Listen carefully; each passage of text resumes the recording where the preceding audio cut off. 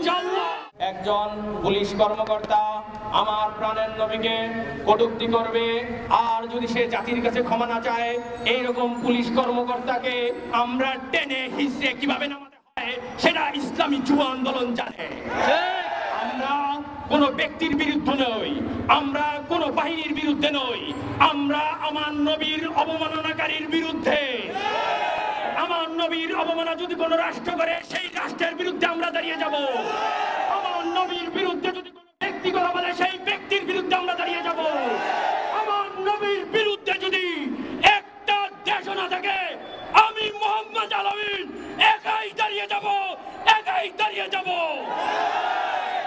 আমরা ভারতের সাথে কোন গোলামীর চুক্তিতে আবদ্ধ হতে চাই না।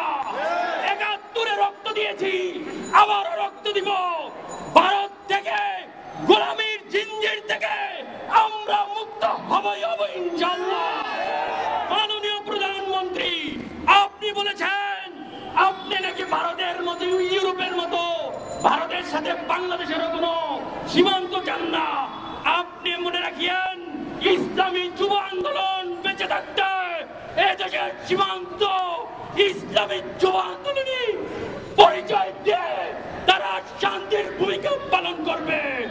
যদি বুলেট আসে, পিছন থেকে আসবে না।